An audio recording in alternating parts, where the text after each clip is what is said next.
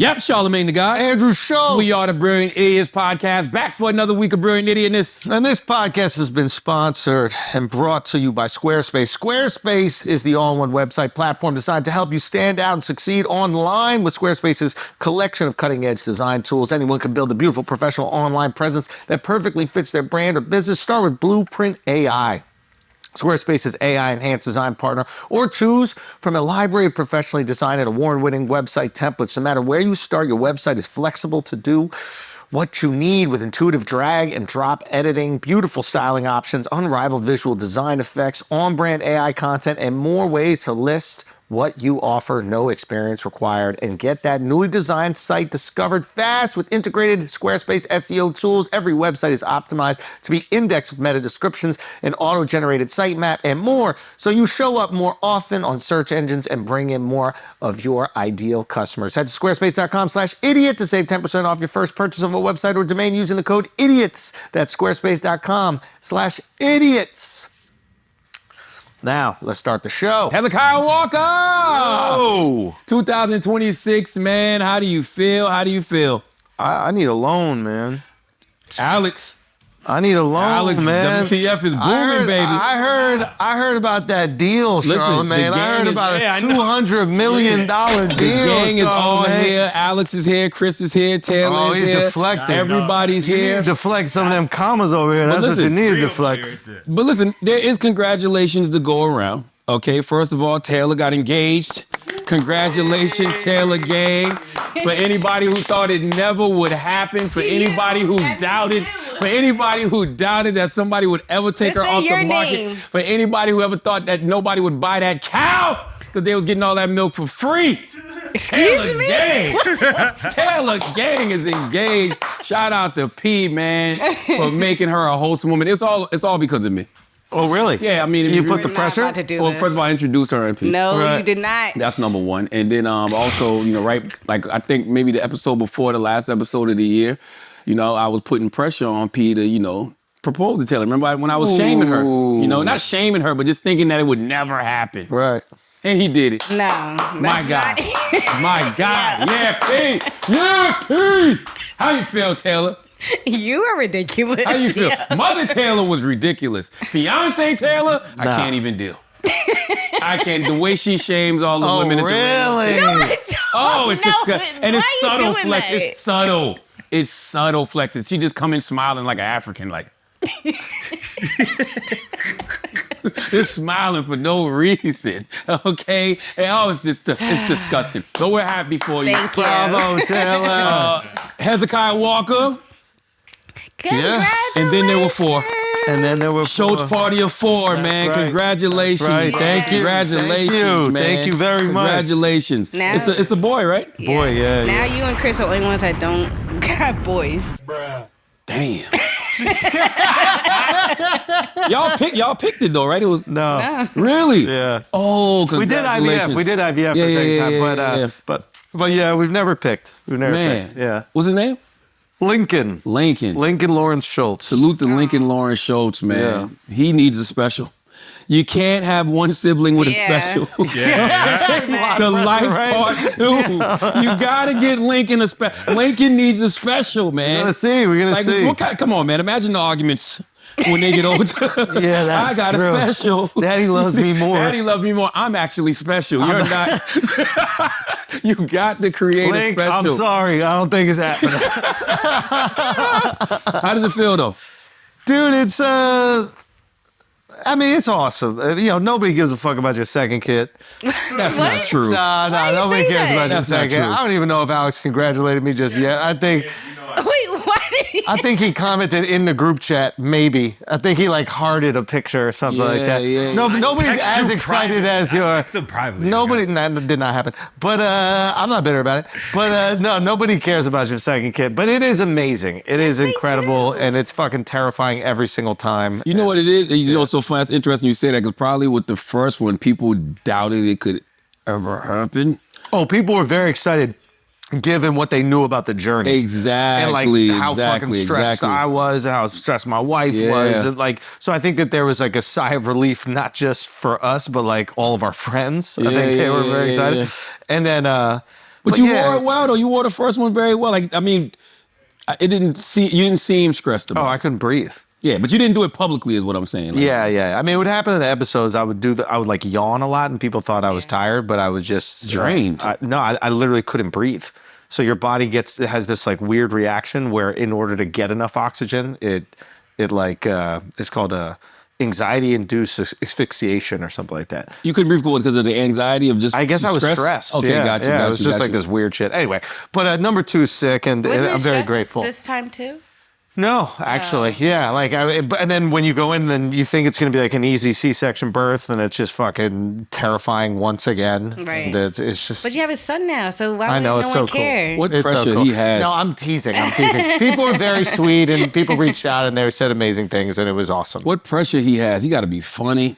You know what I'm saying? Like, for real, bro. It's a lot of pressure. Does he? Yes. Yeah, I guess. Yes. I'll make him funny. Regardless of what, he don't got to be a comedian. It's funny, though. Regardless of what he does, he got to be funny. Yeah, I guess that's true. But it is funny having a boy. Like, I'm immediately far more inappropriate around him than I am my daughter. Like, I'm very protective around my daughter. I don't make any like inappropriate jokes, or if I do, it's like very subtle. But with him, immediately. His jokes coming out. You know what's going to happen? She's going to be the inappropriate one. Who? She's going to be the one. Of course. She's going to be the one making all the crazy 100%. wild jokes. The son's going to be woke. 100%. No, 100%. Because that's how he's going to rebel. And she's going to rebel against 100%. That's what they do. He's going to be the woke one, man.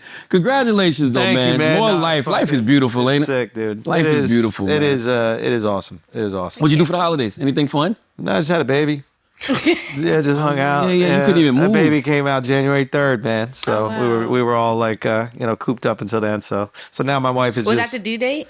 January 3rd is when you like schedule it if you're going to do a Yeah, C-section as okay. everything goes well. And then, yes, we went in there. Oh, Lincoln got too much pressure. And he got a birthday right after the holidays, bro.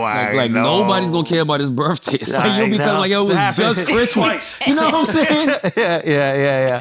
Yeah, people are already broke, exhausted, You have to see what I'm spend all their saying? money. Oh, my God, He's going to man. build up. He's going to be a tough kid because of that, you know? I was in Cape Town.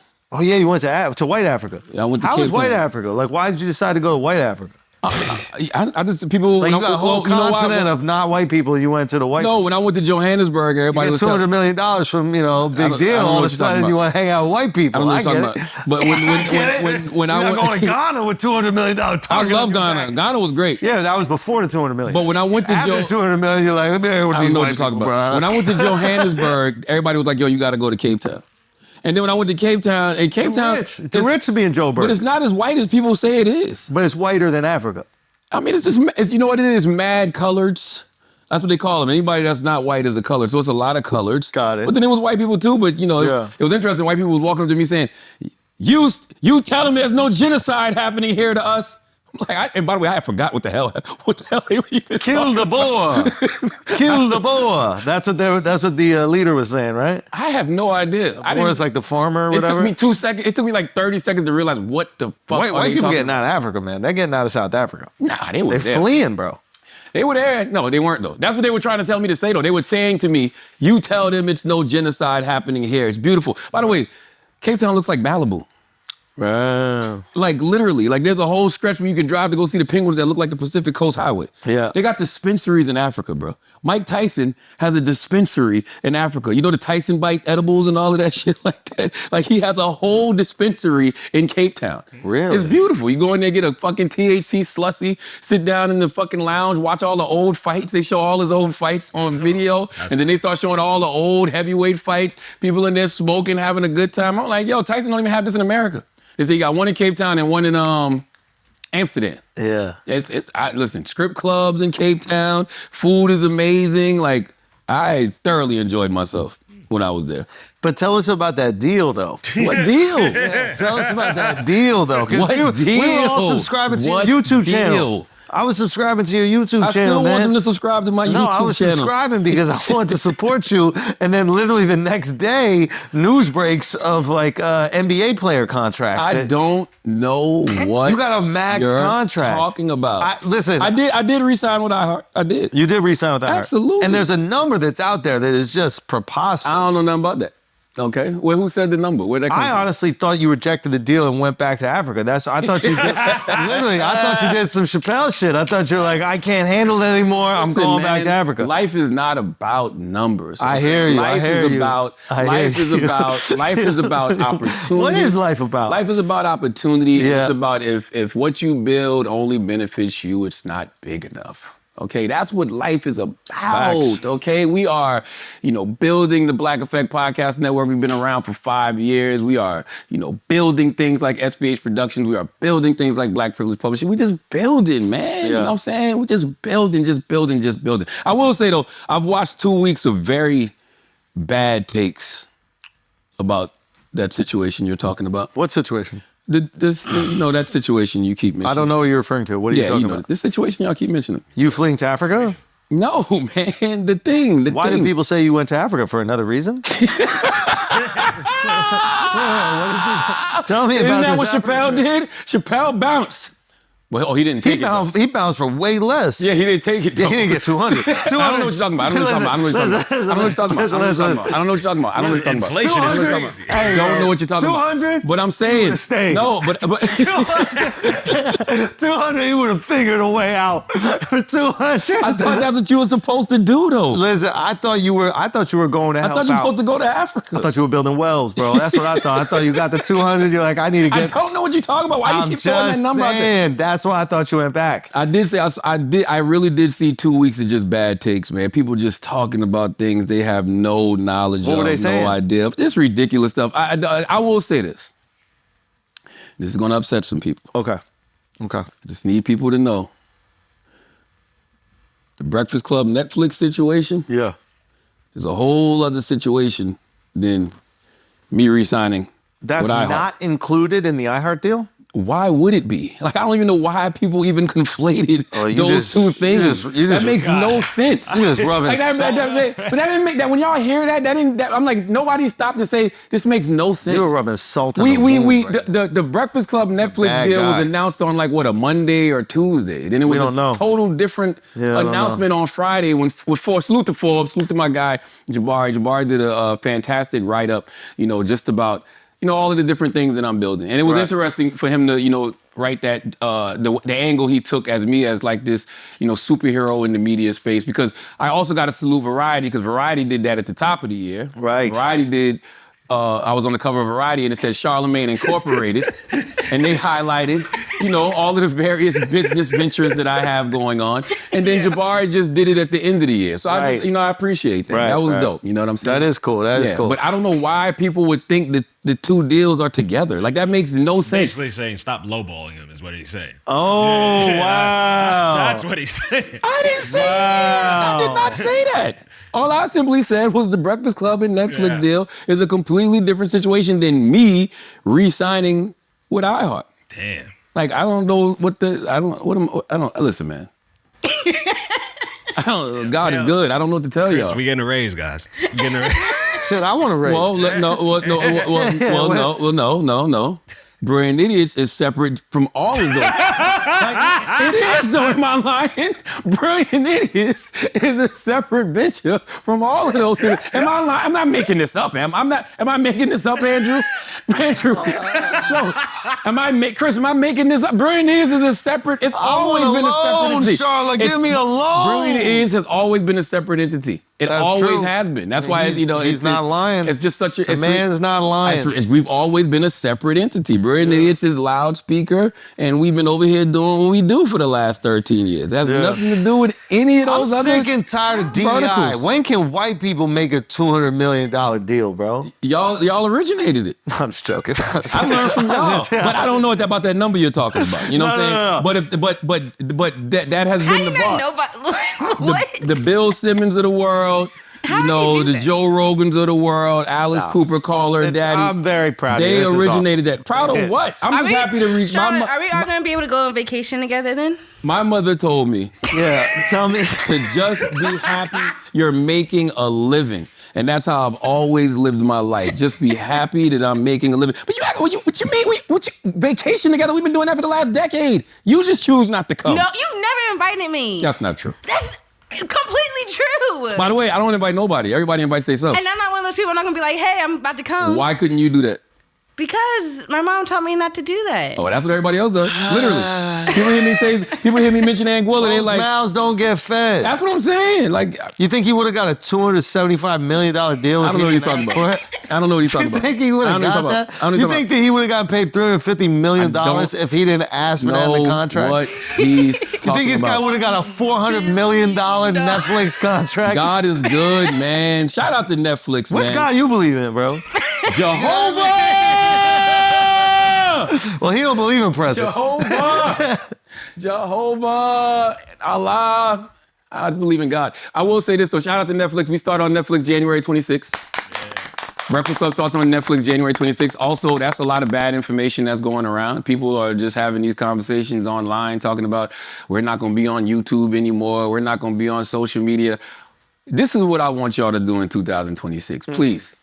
Shut the fuck up. Ooh. Okay? Just, how about start asking more questions as opposed to just getting on your platforms and saying things that you have no knowledge of just for engagement. Because Right. all you're doing is spreading a whole bunch of bad information. And I Right. thought about coming in here and like, you know, having a conversation about it.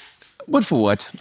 Have a conversation about what? Just explain to people the stupid stuff that they be saying and they're wrong. But it's like, why?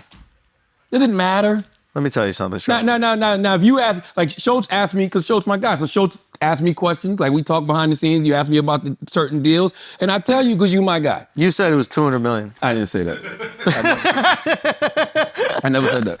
That's what you said behind the scenes. I never said anything. That's what you said behind the never said anything. scenes. I never said, but I mean, listen, how much is much? That don't even mean any, like, what do we, these not, people just throwing, it's just numbers. Like, it's not about that, man. It's about being able to provide opportunity for everyone. That's what I like. That's what I'm here for. I like to throw more assists than score points. I'm surprised nobody kidnapped you in Africa, man. Africa's really, man, I gotta be People honest. are balling in Africa. I'm not saying they're not balling, but they could get kidnapped too. No, people are balling. Everybody in Africa look like that Druski mega pastor skit. Oh, really? Like everybody Suited driving and something booted. big. Oh my God, driving luxury cars. Like Africa is amazing. Cape Town is amazing. And you're already balling in Africa because like the dollar compared to the rand is like, And how many dollars do you have? I don't know what you're talking about. I don't know what you're talking about. Taylor, how much you think he got? Was I'm a simple man. I live a simple life. Was he walking different in iHeart or what? I'm a simple man. I live Was a he walking simple life. different? Was he walking through those halls differently? What was he walking through those halls like? That's what I Taylor, gotta come say. on now. Are people being nicer to him now? People They a are little always nicer, nice to right? him. I'm a nice person, so I get back what I put out. That's a good point. Listen. I've always supported you. I've always thought you're a great guy, bro. My guy. You're a fucking great guy. People don't want Andrew to be my guy. Like Why every not? time I do interviews and they be Why? asking me questions Yeah, about it, I'm all like, the what the fuck, yo? Oh, no. Like, Why? I don't know. I don't. And listen, man. There's a I'm just a father of two, man. I'm just a father of two trying to make it out here. It is crazy though. It's like yo, like we've been doing Brilliant Idiots for the last 13 years, and now all of a sudden they just trying to flip narratives. Why they You know trying? What are they trying to do? Like, I did the Poor Minds podcast, and they asked me how do I feel, and yeah, I guess you make certain comments that are racially insensitive, and I was like, yo, it's none of my business. You know why? Because I wasn't even just thinking black in that moment. What was the comment? Let me ask you a question too. How do you feel partnering? Like, you know, y'all are obviously friends, y'all work together, but like when Andrew gets involved in like the race stuff and all, like how do you continue y'all's relationship but still trying to like educate him but not cross the line? Like how do you maneuver that? Not my business. Yeah. You know, and the reason I say it's not my business is because it's the same when I got shit going on. Yeah. Like, you know what I mean? Like people like to come to me about things Andrew said. Andrew's a grown ass man with his own opinions, right? Like I don't have nothing to do with that. Like Yeah. we get on Brilliant Idiots, we have our discussions, we have our debates. We've been doing that for 13 years. You keep it moving. Plus, man, this politics thing is fleeting. Yeah. Right? Like, you know, 2016, we went through that, you know, and that's when they was calling him alt-right Andy. And Yeah. then 2020 came, Biden was in office. 2024, he's back. He chose to support Trump. Listen, everybody got the right to be wrong. Yeah. You know what I mean? Because at the end of the day, when you make a decision, right, that person that you voted for, if that person doesn't follow through, you still voted for that person. Yeah. So if you're wrong and he takes the country to shit, then you got to eat that. Yeah. You know? Yeah. So to me, that's just like, that stuff is fleeting, man. Yeah. You know? Sometimes I be feeling like, I don't know if I could, it'd be hard. Like if I felt like Drea said something publicly crazy. Now in the public, I'm not gonna get into her about it, but I feel like we would have to have a conversation behind closed 100%. doors. Yeah, me and Schulz definitely have a lot of conversations. Like I said, some of them we bring to the podcast, some of them we don't. But like you said, Drea, your people. Yeah, right? yeah. And can't nobody tell you about Drea. Right. Just like can't nobody tell Drea about Lex. Because we know each Y'all other. know each other. Yeah. So it's just like when I see people say stuff on social media, I be on interviews and people bring up shows, I'm like, y'all don't know him. Like, y'all know a perception of him, or y'all know a moment that y'all saw. I know the man for 13 years. I know his pops. I know his mom. Yeah. You know, his brother. I know his family. He knows my family. He was at my wedding. Like, I was at his wedding. Like, it's just like, this is somebody I actually know. So you can't tell me about somebody I know. Right. Yeah. You offended 20,000 different races. You know who pretty Andrew, good. You know who I'm Andrew consistent. You are very consistent. You know who Andrew set off first that I thought was hilarious, but What? nobody ever talks about it? Who? The Asians. No, they love me. No. But when you did the Schulz Saves America special, there was something you said on there. I call it the Kung Flu. I don't That's remember a what bar, it was, bro. I just remember the Asians were so mad. They were upset because in the Schulz in America, I said it started in China. It did though. Yeah, That's been proven. I got canceled, or whatever that stupid term is, for saying it started in China, and nobody apologized for me for canceling me for being right. They don't apologize. You just Nobody apologized. I do wish though that on the poor minds I would have. I liked my answer, but there was something I wanted to add to I it. wasn't able to do a show in one of these venues in Wuhan? No. In Canada, they're like, he said insensitive shit. This is post-COVID. He was like, he said insensitive shit to Asians during COVID. And the insensitive shit was it started in China. But they're not looking at the fact that it was real. Yeah. Like, isn't that kind of funny that like the only thing that sticks is you said something insensitive, even though it ended up being accurate? They said, but nobody cares. But salute to Head Crack. I saw Head Crack, him and Claudia Jordan. They got a show, and he gave a take. And what he said is what I wish I would have added to it, because I got to lead with that. What's that? At the end of the day, and at the beginning of the day, actually, you're a comedian. Yeah. You get to see a snapshot of a person on stage, and comedy is weird. Like, comedy is such a weird thing because things that people say on stage isn't always truly how they feel in the real world. You know, you have to be a all caps version of yourself saying the outrageous things that's going to make people's bell ring. And one thing I've noticed about Andrew Schulz's comedy is like everybody's eligible for the smoke.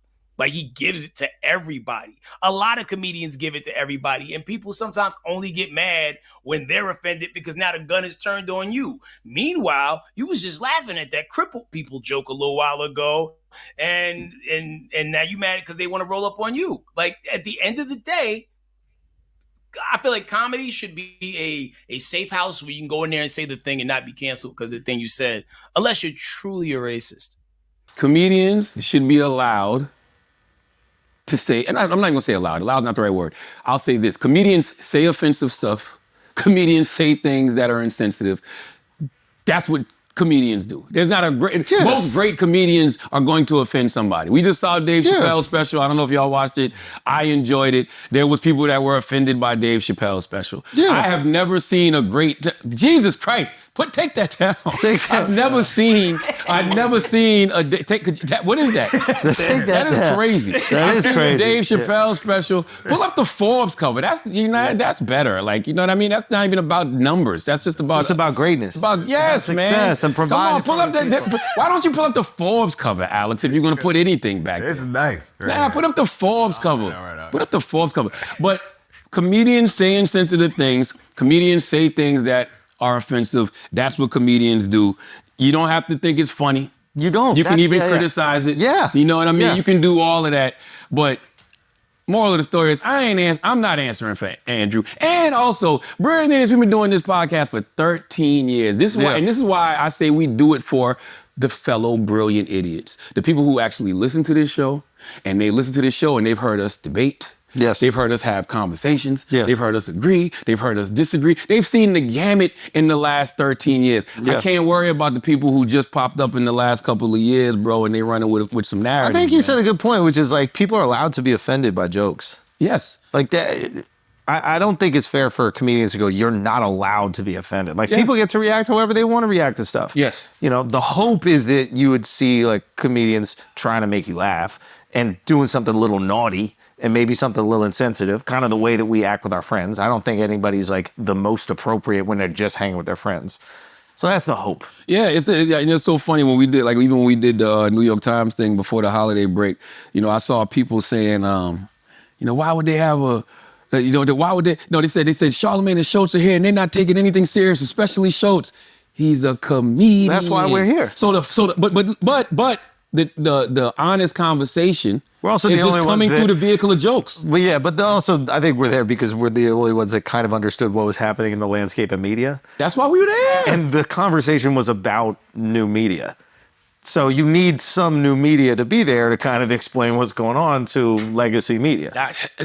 Duh. Yeah, And what is yeah. legacy media trying to do? No disrespect. Like, Don't invite me listen, anywhere if you CNN want me to got be serious. CNN got a Yeah. show with Roy Wood Jr., Amber Ruffin, Yeah. and it's another comedian on there as well. My point is, they even understand that news is probably best digestible through comedy. Not saying that should be always the lens through news. That is that a you thing. get your news, but that is a lens. But that is unfortunate that, like, everything has to be entertainment. You do wish that there was a thirst for news. The problem is that, like, news is boring. So people find more entertaining ways to share with people. And then, The greatest political pundit of the last 20 years is Jon Stewart. yes. He is a person But that- he's not doing news. He is, though. He is, but what I would say is that I would say it's not news. I would say he does a comedy show and he happens to talk about politics. Yeah, it's comedy, but the content of it is politics, it's news, it's what's going on. But in the what's world at the happening moment. right now is that information is boring, so everything has become infotainment. And when everything becomes infotainment, you gravitate towards the most entertaining thing. And because that's not our fault. Yeah, well, I think a lot of times we get blamed for it. You know what I mean? Why? It's not our fault. All we do is come on this show, give our takes about the world, Yeah. and news outlets take them and post them. I think when people are frustrated with what's happening, you know, they have to find somebody to blame for it, or some idea to blame for it, or a trend to blame for it. I think that's a natural human thing. I think I'm guilty of it. I think you're guilty of it. I think we're all fucking guilty of it. So Yeah. I'm not putting ourselves on a fucking pedestal. I just think that's like the natural human reaction.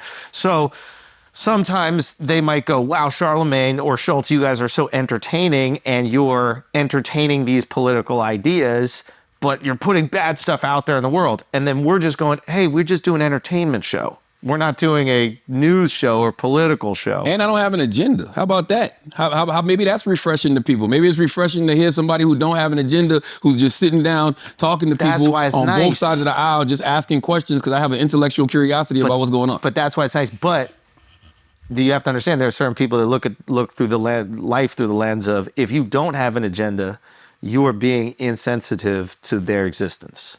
Like, there are certain people that go, there is only one agenda, and is the agenda that allows me to, like, live freely in America. And if you don't support that, someone's going to take away my rights. Someone's going to, and I have empathy for them too. I understand where they're coming from. Like, I might disagree on that their rights would be stripped away, but it's not like it hasn't happened. There hasn't been yeah. circumstances that it happened. So, like, Yeah. that's why I go, you're allowed to be offended. I just wish that, like, we had a label on the title. Like, we literally put idiot in the title and it still doesn't work. But I wish that there was just, like, a fucking banner across everything that we did that was like, guys, this is only entertainment. I'm not gonna say it's only entertainment though. I think brilliant. I think what you said about Jon Stewart is true. I think we might be just entertaining regardless of what it is we choose to discuss. I think that's true. But, like, yeah, I think that's true. I don't want to, like, undercut ourselves. But if I had to lean in one direction, I would lean in the direction of entertainment. Yeah. Than I would straight information or politics. Oh, 100%. I think politics 100%. crosses over to our field, which is really just culture. Politics is pop culture because, you know what? I started to say politics is pop culture because of the last couple of presidents, but the reality is It's I Trump. can't remember a time when it hadn't been pop culture. Nah, I'm it's- old enough to remember when Bill Clinton was blowing the goddamn saxophone. And right? that was pop culture. Ronald Reagan was an actor who came from motherfucking Hollywood. George W. Bush was a caricature. Yes. Before Donald Trump, the most incompetent president who everybody used to make jokes about Right. was George W. Bush. So And I I'm just, sure- and then, yeah. then Obama came and was just the coolest guy around, who was actually a really good politician, and he Fantastic. became pop culture. It's not my fault Jeezy made a hot record. Right. My president is black, my Lambo's blue, and I'll be goddamn if my rims ain't too. Why you not supposed to ride to some shit like that? You know what I'm saying? So I think, again, like if you're frustrated with what's happening right now, you have every right to, express that frustration, and you're going to point in the direction of the different things that you think have like aided and abetted it. So for you, for example, if you're asking tough questions to a Democratic candidate and you're making them kind of like look like they're not prepared, some people will blame you instead of blaming that candidate for not being prepared. And Which is ridiculous. well, It's actually ridiculous. people are ridiculous. You know what I mean? It is like, it's one thing to complain or cry about people. No, I'm not saying you complain or crying, but like people are who they are. That's what I've tried to accept. It's like people are who they are. I've accepted people go it. to people. I've accepted it. I truly am okay with everybody's opinion. Yeah. Everybody. Like my guy Cadillac Jack said it a long time ago, the rule of 10. 3 people gonna like it, 3 people not gonna like it, 4 people gonna be on the fence about it. Do your thing, man. Yeah. Do your thing. I like it all. I actually am entertained by it. I'll go on YouTube and just go down a rabbit hole of bad opinions. But you know the difference between me and a lot of other people? What's that? None of those opinions can affect me. None of those opinions can sway me. Because when I hear it and I'm like, that's just wrong. That's just bad information. Like, that's just not accurate. And I just Right. keep it moving. Yeah. So to that point, I'm just entertained. Remember on that scene in Training Day when Denzel's character is in the store and he's trying to read his paper and Hoyt's trying to talk to him. And he looks up and he goes, "You see this? This is a newspaper. It's 90% bullshit, but it's entertaining. That's why I read it. So since you won't let me read it, now you entertain me with your bullshit." That's what it is. So when I want to be entertained by some bullshit, Yeah. I know exactly where to go at on YouTube. Yeah, I think that makes sense. I think one of the good, because I look at all the criticisms and like I try to take it in, I try to be objective about it. And like one thing that I heard that I thought was interesting was like, should you be able to do, not be able to, this is America, we're free, we can do whatever we want. But like, should there be entertaining interviews with people that are close to the levers of power? Right? So it's like, the style of interview that I think we've always done, at least is, on Flagrant or even Brilliant, and is entertainment based, right? Like we bring you on and we want to have fun with you, like see who you are, etc. Now, the question is, if you have somebody, and I thought this was the best criticism, is like, if you have somebody that is that close to the levers of power, you have these politicians that can actually like make certain changes.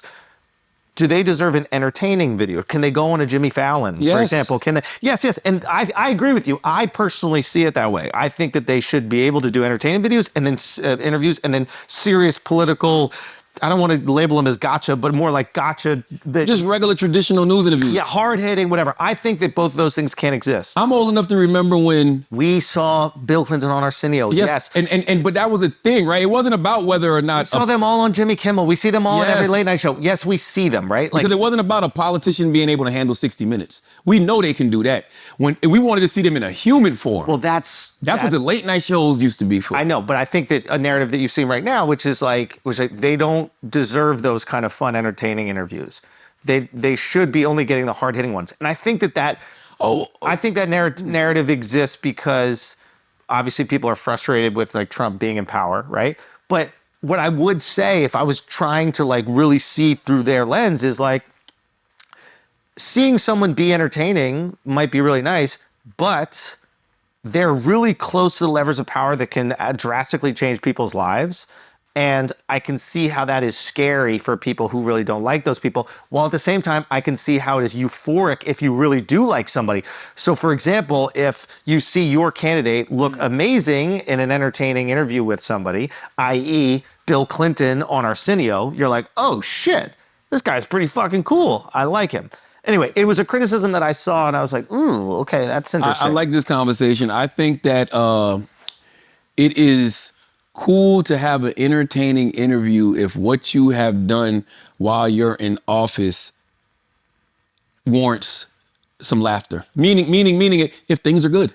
You know what I'm saying? If things are good, then we can have a nice, lighthearted, funny conversation. Has there ever been a time though where half the country wasn't? Yeah, what's the definition of frustrated? good? Yeah, like I think what happens is that half the country. Clinton in the 90s? Half the country hated him. They were impeached him, literally. Yeah. They like Because he tried got to get some him. head. Not because he got some head. And Clinton did everything the conservatives want. But You know what I mean? It was that was the last time America had a surplus, right? Right? So the waste that people were talking about, Doge was supposed to cut, Clinton actually did it in a successful way. Yeah. Like, I think that warrants some, like, yo, you know what, salute to you. You got some head and you got the economy booming, bro. Come on. Yeah, at that time, if I'm a late night host, we having a ball. You got the economy booming and you a guy that we know got some head. people vote with their wallets. You're not wrong. Listen, you're not wrong. But I think to Chris's point, like still half the country is going to be incredibly frustrated because they're not seeing. That's always going to be the case though, right? Even outside of politics. Like, yes, if you get on stage right now and make a joke, yeah, there might be half of the country that laughs and half of the country that's outraged. Go back to what I said about the rule of 10. 3 people gonna like it, 3 people not gonna like it, 4 people don't even know what the fuck is going on. You can't please everybody. Who pleases everybody? I agree with you. I agree with you to a certain extent. I think sometimes jokes cut through. I think jokes, especially that aren't like politically targeted, like obviously anytime Trump is in office, like everything is just so charged. Every moment is so charged. Well, that's his fault. Yeah, I mean, like that is the gravity that he brings to it. Like people who don't care about politics all of a sudden get really invested because they see this shit. And yeah, I think because what he does, you can see the actual impact. Or maybe because we're older now, so we see the impact of everything presidents do. When we were younger, we didn't see it. Me and Chris was having this conversation, and I know y'all don't like brilliant idiots to talk about politics, but guess what? We don't give a fuck. So listen, me and Chris was talking about this because I was telling Chris, I personally believe this. We got collectively $200 million. I don't know what you're talking about. We don't got to listen to y'all. We got collectively $200 million. I don't know what you're talking about. Brilliant idiots has been doing good for a long time, though. I mean, I'm just saying, Brilliant Idiots have been doing very well for the last 13 years. Thank you to all our Brilliant Idiots listeners that listen. But I was telling Chris, in my lifetime, and Donald Trump still has 3 years, right? In my lifetime, George W. Bush has been the worst president ever. If we look at it through rose-colored glasses now because Michelle Obama passes them candy at events. But George W. Bush was the worst president ever. Let's just run down the list. Now, if you're looking at actual like bodies stacked up because of decisions that he made, it's not even a question. Let's start. An election was stolen. An election was motherfucking stolen in 2000, right? Yeah. Then you got the Iraq War. That happened because of a lie. Weapons of mass destruction. There wasn't no weapons of mass destruction. Went in there, took Saddam Hussein out, took over the oil. Hundreds of thousands of people killed, trillions of dollars spent. My favorite, yeah, go on. That's my favorite. Who started the forever wars? That's my favorite criticism when they're like, you guys weren't prepared to have a conversation with Trump. It's like, I've literally read articles of you guys telling us to go to war in Iraq. Right. Do you know what I mean? Like media outlets that are critical of having Trump on a podcast were the same media outlets telling us they're weapons of mass destruction. They put the entire media platform into getting us into a war where 1 million fucking people died. Hundreds of thousands of people died, trillions of dollars spent. Then we talk about the forever wars. Afghanistan, right? Yeah. That was Bush. Hurricane Katrina. Yeah. That made Kanye stand up and say George Bush don't care about black people. You talk about incompetence. The fact that they were telling him that there was intelligence that said 9/11 could happen, but he ignored it. And then when 9/11 actually happened, they catch him in the fucking daycare reading the kids and the book is upside down. Yeah, legit daycare though. You're talking about collapsing an economy? Think about all the housing crisis. Think about all the jobs that were lost. We were in a motherfucking recession for real back when George W. Bush was in office. These are good fair points. George W. Bush was so terrible, and cover your ears, Schulz and Chris, that America elected a nigger. That's how terrible George W. Bush was as a president. But because Michelle Obama passes them candy at events, all right, we forget all of those things. But this is what happens, I feel like, with presidents. ICE was created under Bush. Yeah, I mean, like... ICE was created in 2003. Yeah, I don't think that the creation of ICE is the issue. I think it's the implementation. How they're doing it. Yeah. But you can have it. I sent you this article, Chris. Yeah. I think up until this year, the most ever deaths in ICE custody was under Bush. Wow. Let me look that up to make sure I'm saying that right. The difference is, Donald Trump is threatening institutions and democracy like we've never seen. yeah, I feel like this thing could collapse pretty quickly. And as much as, you know, I went and protested against Bush when he was elected. I went to D.C. and I marched. I was, you know, not happy with his presidency. I didn't feel like this whole thing might fall apart, and that's how it feels. That's the difference. I mean, listen, Donald Trump is threatening institutions and democracies in ways that nobody ever has. Yeah. That's a fact. And I think that the frustration, like, I also think, Chris, at that time, there was a lot more top-down control of the information that the average person was getting. Sure. Yeah. And, like, as we know now, the media, you know, the media complex was complicit in pushing this propaganda, right? It's like the war on terror or whatever the fuck that they were making us digest. Well, maybe the Times specifically, if that's what you're referring to. I mean, that's probably the base, because they advocated for it.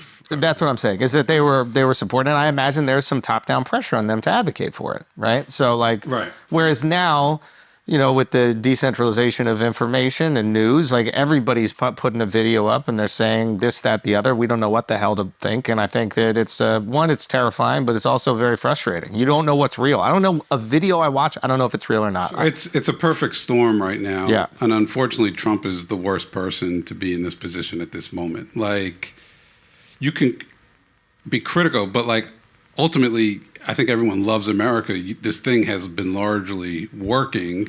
Yes, I mean, even with faults. Yeah, you wanted to keep working with adjustments and twists and corrections. And, not huge swings. And now it feels like that's the difference. The system is going to collapse. Yes, Donald Trump is the scary thing. And 2025 was ICE's deadliest year in 2 decades. Wow. Who was the president in 2005? So he was responsible for the deadliest year with ICE 2 decades ago. Right. That's all. Imagine if we had social media during the Bush era.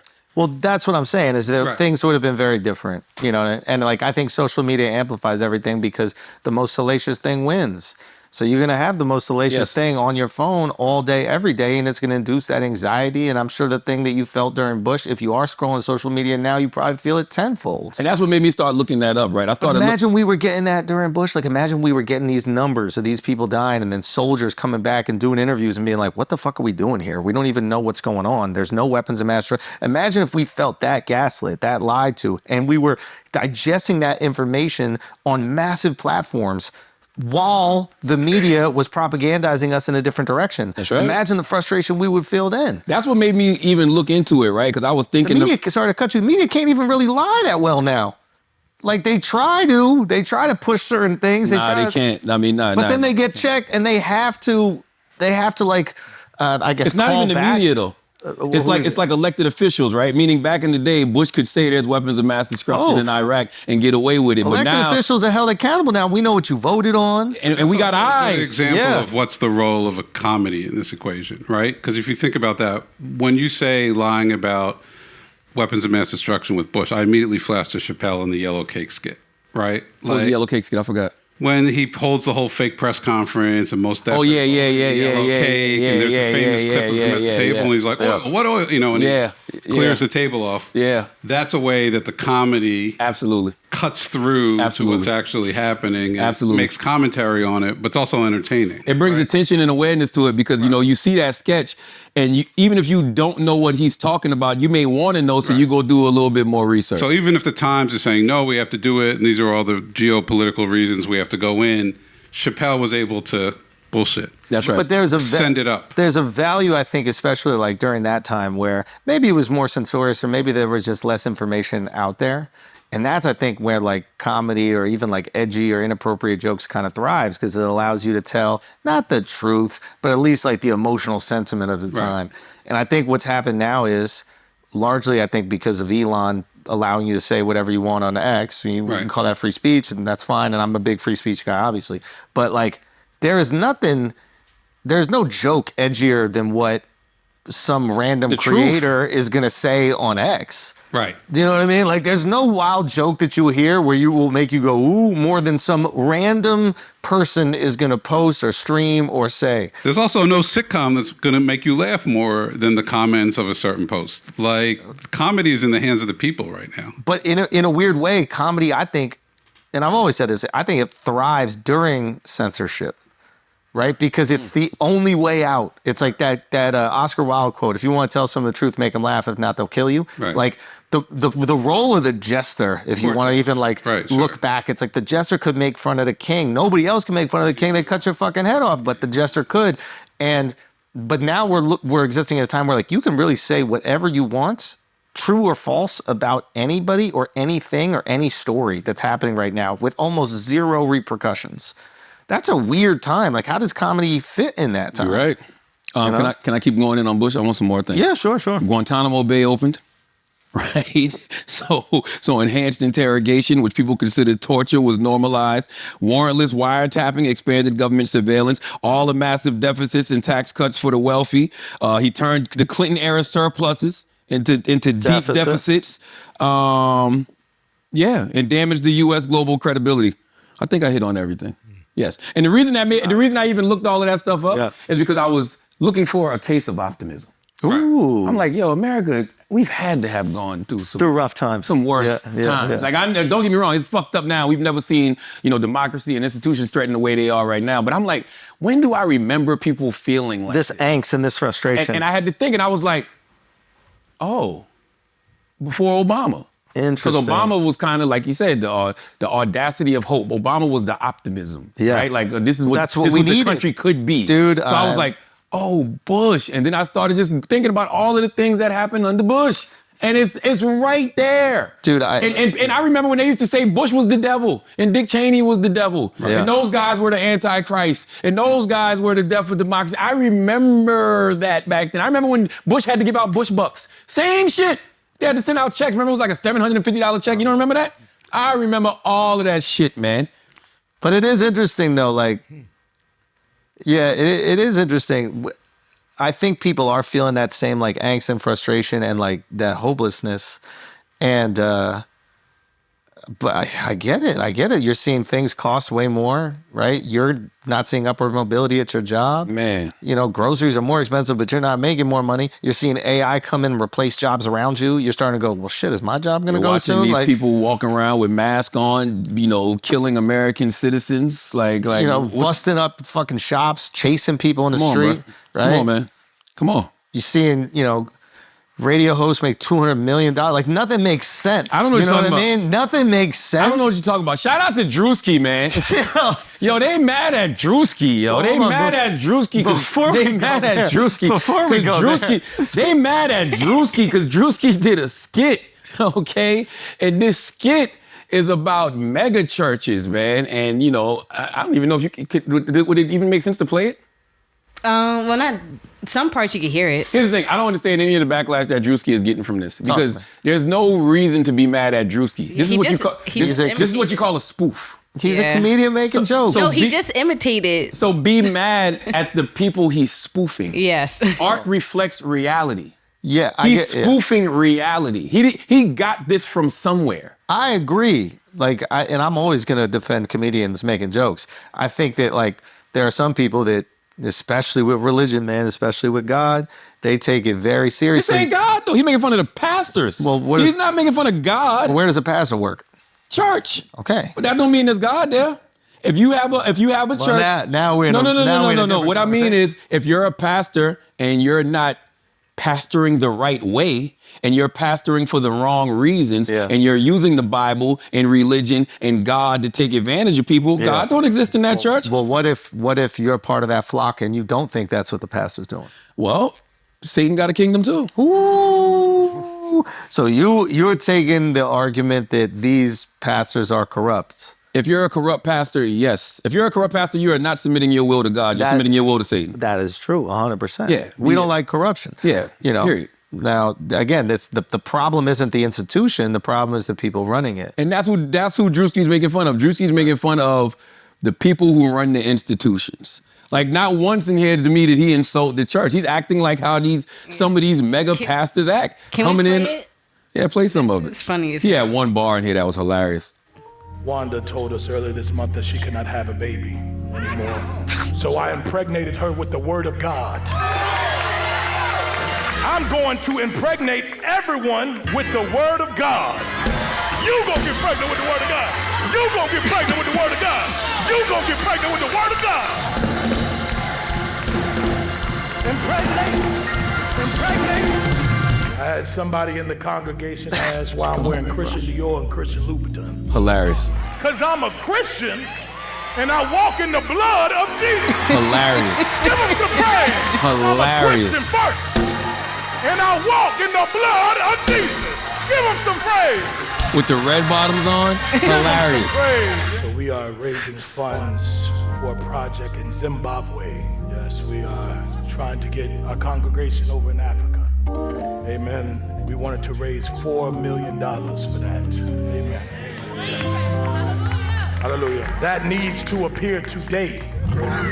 We are not letting anyone leave until we reach our goal. Amen. Hallelujah. Life savings here. Give him some praise for that. Life Give him his life savings Look up. what he does. Apostle Richie says, baby, can you help me? I said, can you help me? I said, can you help me? I'm gonna finish this word here, and I'm gonna do the Christian version. Don't worry about it. I'm gonna do the Christian version. I'm driving this Bentley Bentayga because I believe in Christ. Can you leap on your legs like a survivor? Can you leap on your legs? Hey, Druski is golden, Where man. did he get these people, though? Where do you get these people? The last part. He did a production and he casted extras for the skit. I need you to pray for my wife. Hey, come on, man. Hey, get your hands off my car. You gave tithes and offering? No. Back the fuck up, man. Druski golded, bro. I don't care what y'all say. I love it. Yeah, I love it. Yeah, y'all got mad at me last year when I told you. It's my personal opinion. I find Druski funnier than Key and Peele. That's just my personal opinion, okay? Don't know what to tell y'all, okay? I think that when it comes to characters, smokes them. Now, when it comes to, the writing, I'll get at the Key and Peele. But when it comes to, like, performing a character, Druski all It's a different type of sketch. Different type of sketch, man. Different type of sketch. And I will, me and Donnell Ross was having a conversation, and he made me see that. He was like, Druski is a character.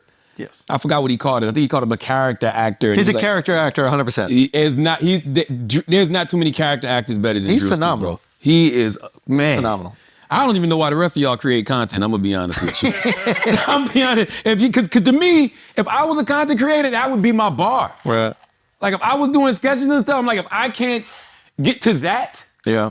what am I doing it for? Yeah. Like when you just got your little phone up and you doing a little switch, everybody got to start somewhere. I guess I'm talking about to the older content creators, not the younger ones. The younger ones got to start somewhere. But for the ones that's been doing it for a while, Yeah. Druski took it to another level. Well, that's what I appreciate about it. He keeps leveling up. Like, there's production value in this. He got keeps leveling extras. up. They rented out a whole theater. They're hanging them from the ceiling. Like, this is... And him, Kevin Hart, and Kai Cenat are gold, too. I like them. They got great chemistry. Yeah. But that's just dope because they're showing that they can do stuff like this. Right. Like this, that's when you just sitting around and you just talking and you chopping it up. Yeah. But that right there is what he's doing with the sketches. That's like when you started doing the turning the camera sideways. Yeah, yeah. You was like, you know what? Everybody sitting around during COVID, y'all just talking into the camera. Let's turn it into a real production. What ended up happening? You ended up getting the Netflix goddamn special. Yeah. You know what I'm saying? Everybody talked about the stand-up. Schulz Saves America was actually the first. That was the first joint. thing we did on Netflix, yeah. I'm just saying, if you have the means and you have the resources and you're able to do sketches to that level, do it. Yeah, You're only 100%. investing in yourself. 100%. You know what I mean? Like, and you're only gonna get back what you put in. I saw Druski's numbers. They said this is his most watched sketch ever. Oh, of course. I imagine on X that shit went crazy. Well, because 3 reasons. Number 1 is good, right? Hilarious. Yeah. Number 2, it starts a conversation. And people being upset People about being something. upset. And outrage tends Are to people drive really engagement. upset, or is it just like 2 people? I mean, they're upset. Because you know the media will do They're that. upset because they need content as well. Yeah. Like, everybody's creating content all day long. That's why y'all gotta stop being upset at people like us. Because what would you do without us? Remember what Scarface said? We the motherfucking bad guys. Yeah. You couldn't do nothing without us. Batman needs a Joker. Yeah. Okay? You need people to be upset about. Yeah, Okay? yeah, yeah. Because you don't have the balls to take risks. No, I'm saying you don't have the balls to take risks. So the people that take risk, and sometimes we get it right, sometimes we get it wrong, but we always give you something to talk about. That's right. You could create or you could react. You can create it, you can motherfucking react. What else we got, Taylor? You want to pay some bills? You want to pay some bills and come back? Let's pay some bills, man. This episode is brought to you by Prize Picks. Whether you're starting a new routine or making player picks for the first time, trying something new can be hard. But in life and on Prize Picks, it always feels good to be right. With high-pressure playoff matchups every weekend and elite hoops action almost every night, the action never stops. And Prize Picks lets you take control, okay? Man, salute to Prize Picks, man. People love Prize Picks. You hear me?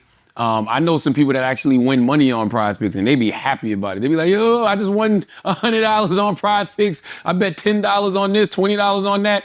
Hey, whatever you want to do, Prize Picks has something for you, okay? And on Prize Picks, how you play is up to you. If you want flexibility, choose Flex Play, where you can get paid even if one of your picks misses. And if you want the biggest payouts, go for the Power Play. No matter your play, Prize Picks is a great way to put your takes to the test. Prize Picks now has early payouts. If your player gets off to a hot start, you now have the option to cash out those winnings before the game even finishes. Prize Picks puts their users first, so all withdrawals are fast and secure. Prize Picks accepts most major payment methods, making deposits into your account quick and easy this sports season. Download the Prize Picks app today and use code IDIOTS to get $50 in lineups after you play your first $5 lineup. That's code IDIOTS to get $50 in lineups after you play your first $5 lineup. Prize Picks is good to be right. Also, man, salute to ZipRecruiter, okay? If you're hiring for your company, this is a busy time of year for you because you've got new 2026 goals, which means finding the right people to accomplish them. Unfortunately, you also have new hiring challenges for 2026, like filing specialized roles or identifying qualified candidates from a huge pool of applicants.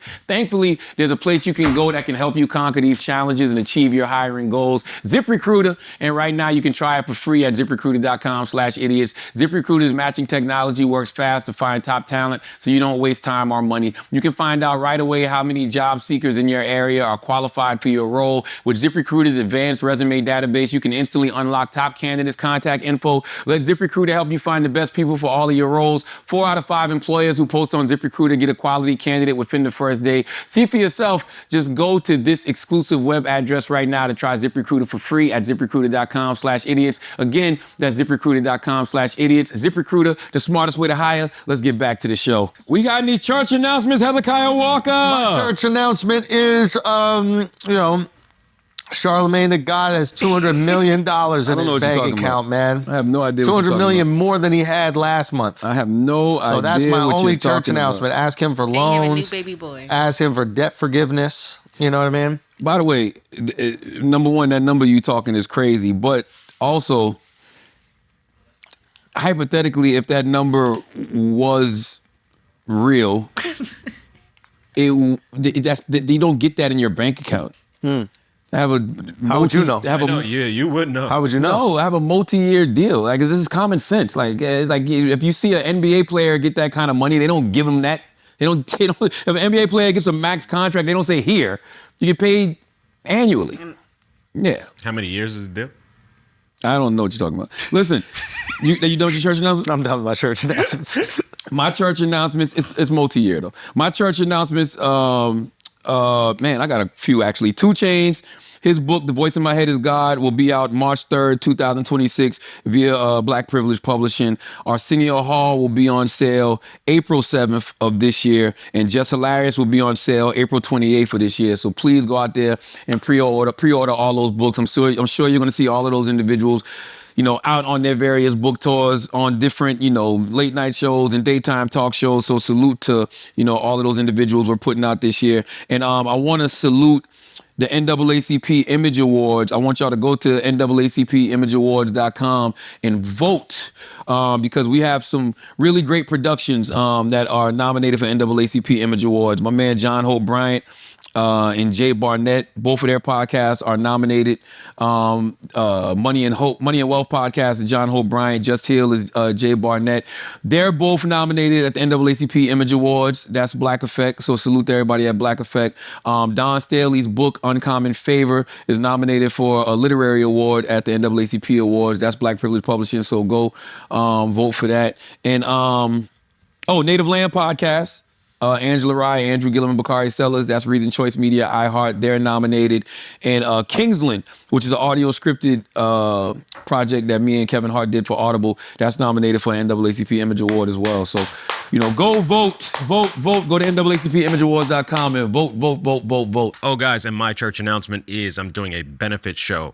Canceled Comedy, which is my brand. We're doing a benefit show with Food Bank for NYC, January 24th at the Hard Rock Cafe. Some of the performers, we have Ronnie Chang, we have Sam Morrill, we have Mark Gagnon, a lot of others, some really funny guys. All the proceeds goes to Food Bank for NYC. It's none of that 2-drink minimum shit. It's just buy a ticket, have some laughs. So head to cancelcomedyx.com to get your ticket there. And if you want to call in and speak with me live, I do a live show on Sundays, AM mornings. Just go to ammornings.com. See you there. Peace. Let's get back to the show. What else we got, man? It's so much. We've been gone for so goddamn long. I know we got lots to talk about, man. What? Oh, this was crazy. This was crazy. Okay, first of all, let me give you some context. Jay-Z sat down. This was from a couple of years ago, actually, because this was the rookie class of that year, because I see Khalib, what's Khalib's last name? Played the quarterback for the Bears. Khalib Williams? Caleb. I don't. Caleb Williams? Caleb Williams. Yes. This is the rookie class from a couple of years ago, and I guess Michael Rubin set up a conversation with them, and I guess he asked all of them, would you rather $500,000 or dinner with Jay-Z? And they was like, well, we got these nice rookie deals, so let's just take the dinner. And Jay-Z, he gave him some good words. Let's listen. The people that keep it real with you. Don't just kiss your ass and just tell you what you want to hear. Tell you, bro, it's been 3 days, man. You ain't hitting it hard anymore. You're not working out. You're not attacking it the same way, bro. Like, get in there, man. Well, I'll come with you. What time? Let's run. 6 o'clock. Let's get up. Let's run, man. So that community. This is great advice. He was actually talking about yes men and how you shouldn't have yes people around you. But people pause him on this? You got to. That is part of not being a yes man. There's no way you sit there and listen to play that again, yo. Y'all ain't hear what I got gay ears. Schulz caught it. Listen to what he said. The people that keep it real with you. Don't just kiss your ass and just tell you what you want to hear. Tell you, bro, it's been 3 days, man. You ain't hitting it hard anymore.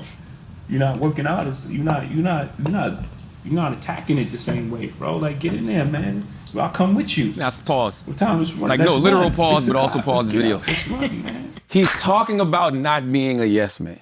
Yeah. If you sat there and listened to Jay say that and didn't say, hey, yo, yeah, or hit him with a pause. You know what I'm saying? You are a yes man, okay? Because that was wild. He said, but bro, are you pausing Jay at a dinner, bro? You got to.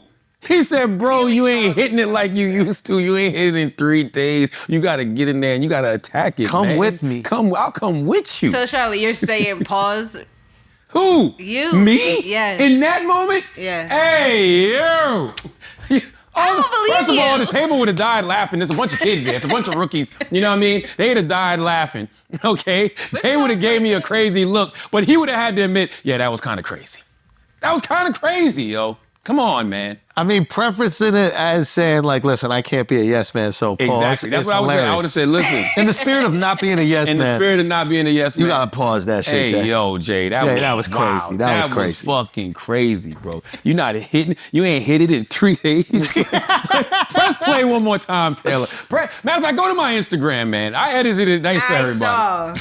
Okay? No, you didn't. My edit is better than this. See, I'm like, what the? And I did it in the spirit of not being a yes man. You know what I'm saying?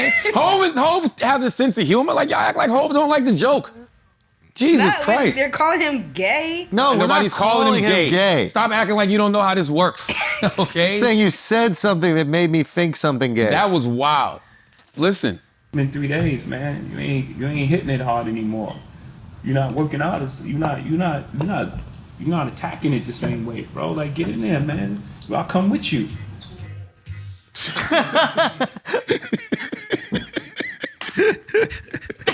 Like, grow up. No! Why? Why should I grow up? Okay? What reason do I have to grow up? Who wants to grow up? Come on, man. I'm not growing up. I'm out here on peptides and shit. I'm not growing up. Okay? I went to bed the other day. That's how much I don't want to grow up. Oh yeah, this is when we started the pod before he started recording. Charlamagne said he wet the bed. Charlamagne said he wet the fucking bed. You know what's so crazy? What? I had a dream that I was peeing. Yeah, and then you started peeing? But no, you know how you laying there and I don't know if I was like in between sleep or not between sleep, but I'm thinking to myself like, damn, when I used to dream about peeing, I would wet the bed. But I also sweat a little bit when I sleep. So you didn't So when know. I felt the little spot, I was just like, oh, I'm just sweating. And then when I came home later that day, my wife had all the sheets off the bed. She didn't text you? So I was like, damn, did I wet the bed? And I was like, yo, She I didn't say think I nothing to wet you? the bed. She didn't call you? I don't know if I told her that I think I wet the bed. I did tell her, I said, I think I wet the bed last night. And she was like, I think it was this time to wet the sheets. I don't know if she was like, I don't know. And I don't know if I did or not, but I think I did. My point is, You know you did. hey, you know okay. you did. Well, I'm gonna tell you something. Nothing makes you feel more like a kid again than wetting the bed. Try it. What? Try it. When the last time y'all had it? When the last time you had a dream about wetting the bed? You've had them before, right? Yes, when I was a child. How did it make you feel? Not good. Not good. Like a child. Chris, you ever had a dream about wetting the bed? I think I still might have them. I don't You know. see what I'm saying? Wet the bed every now and then, man. I wish Wet the fucking bed every now I and wish then. I was Not turn rich that. enough to not get up to pee in the night. That's what I wish. I wish I had 200 million I couldn't so I could believe have it. to pee in the middle of the night and just be like, I don't know what you're talking fuck about. it, I'll buy I some don't know new what you're talking sheets. about. I don't know what you're talking about. Listen, I couldn't believe it though. I was like, oh shit, I ain't had a dream. It felt like, man, it felt nostalgic. I'm like, yo, I ain't had a dream about wetting the bed in a long fucking This time. making you Yeah. feeling. This makes Have you you feel ever better. had a nocturnal emission? Oh, the nut? Yeah. Oh, yes. Come on, man. Okay, so it's normal that you wet the bed. Well, that's when ghosts used to fuck you in your sleep. It's interesting that you choose the ghost to fuck you. It's interesting that's And you nut? And It's interesting that that's what makes you come, Yeah, is the a ghost fucking you. definitely. It could be a female ghost sucking you off. It could be a ghost riding your dick. But in this hypothetical, If a male ghost, what the fuck? listen, you What know where I'm the going. fuck? If a male ghost suck you off, are you gay? nah. Nah, it's a male ghost. Nah. No, but you're gay because your subconscious is bringing men sucking your dick. It's a ghost. It's a ghost, bro. It's a Poltergeist ghost. penetration don't count. Bro. It's a ghost. It doesn't count. Nah. Poltergeist penetration don't That- count. It don't count, Yo, you bro. know what? I ain't a yes man. Hey, yo. Why? So listen, if you wake up and Yeah. Slimer's sucking your cock, right? Slimer? From Ghostbusters. No, I know who. Like, of all the ghosts, like, why it gotta be Slimer? I don't even know if Slimer has a gender. You know what I mean? Like, of all the ghosts that exist? Okay, you're some. Ghosts have a race? Yeah. Yeah. Yeah, I mean, depending on who it is. Like, let's say it's the ghost of somebody you know.